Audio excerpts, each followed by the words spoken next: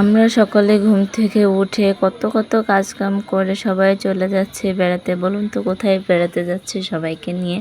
আচ্ছা আমিই বলে দিই, আপনারা কিভাবে জানবেন? আমি তো বলদই হয়ে গেলাম। আমি সবাইকে নিয়ে রেডি হয়ে আমার বাড়িতে চলে যাচ্ছি, মানে আমার বাপের বাড়িতে যাচ্ছে সবাই। গ্রামে বেড়াতে অনেক বেশি পছন্দ করে, এজন্য তাদেরকে নিয়ে এবার একসাথে যাচ্ছি। আর আমরা ৩ জনে এক গাড়িতে কিন্তু আমাদেরকে ধরেনি, ৩ জন কিন্তু আলাদা গাড়িতে বসেছি। রিক্সা গাড়ি কিন্তু ৩ জনকে ধরছে না। ৩ জন কত মোটো-সোটো হয়ে গেছে। ২ সিটের গাড়ি ৩ জনকে কীভাবে ধরবে?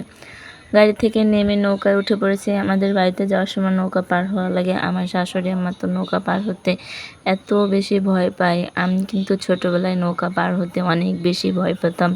অনেক চিল্লাপাল্লা করতাম। এখন আর ভয় লাগে না। এখানে দেখুন আমার পাকনা বুড়িটা শুধু সাজুগুজু করবে, নিষেধ করলেও শুনবে না। এটা হচ্ছে পল্টন নৌকা ছেড়ে দিয়েছে আর আমরা সবাই দাঁড়িয়ে আছি। নৌকাতে মাঝে ভয় লাগলে আবার নৌকার ভিতর যেসব ভ্যান, মোটরসাইকেল, সাইকেল থাকে অন্য লোকের, সেটা ধরে দাঁড়িয়ে থাকি। আর সাথে আমার লোক গেলে তো তার হাত ধরেই দাঁড়িয়ে থাকি, কারণ মাঝে অনেক বেশি ভয় লাগে। আর এই নদীটা একদমই ছোট। এরপর হচ্ছে আমরা ভ্যানে উঠে গেলাম নদী পার হয়ে। ভ্যানে তো এত ঝাঁকুনি ছিল, রাস্তা এত খারাপ। ভ্যান থেকে নেমে কিছু কেনাকাটা করলো আপু, ভাবি মানে আমার বড় যা আর ননদ। আমি ওইখানে 2টা তরমুজ নিয়ে নিলাম আর তারা হচ্ছে মিষ্টি নিল।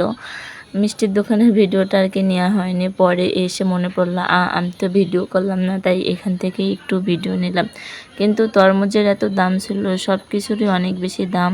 কেনাকাটা শেষ করে গাড়িতে উঠে আবারও চলে আসলাম। এই বাড়ি এসে সাথে খাওয়া দাওয়া করতে বসে গেছি। আমাদের কিন্তু সকাল আসার কথা ছিল। আসতে আমরা 3টা 4টা বেজে গেছে আমাদের খেতে কিন্তু 5টা বাজছে। এসে দেখি কত কিছু রান্না করে রাখছে। এটা কিন্তু আমাদের দুপুরের খাবার ছিল।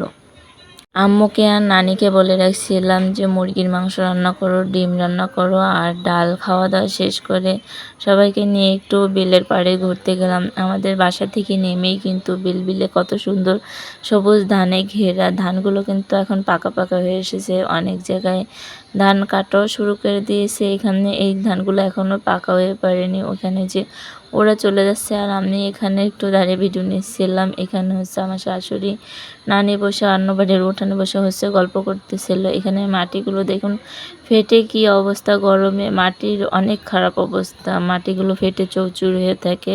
খালি পায়ে তো হাঁটাই যায় না, কিন্তু গ্রামের মানুষ হাঁটতেই পারে। আর আমার আম্মু দেখুন এখানে তিতা শাক তুলে নিয়ে চলে এসেছে। এটা হচ্ছে শ্যালো মেশিনের কল। এখানে এই যে ভাবি আপু দাঁড়িয়ে আছে। আর এই যে আমরা কিন্তু বিল্লি নিয়ে বেড়াতে গিয়েছিলাম। আমাদের ভিডিওটা আপনাদের কাছে কেমন লাগলো? যদি ভালো লাগে থাকে তাহলে একটা লাইক, কমেন্ট, শেয়ার করবেন। অবশ্যই পাশে থাকবেন, পাশে পাবেন। সবাই ভালো থাকবেন, সুস্থ থাকবেন, নিজের প্রতি খেয়াল রাখবেন। আল্লাহ হাফেজ।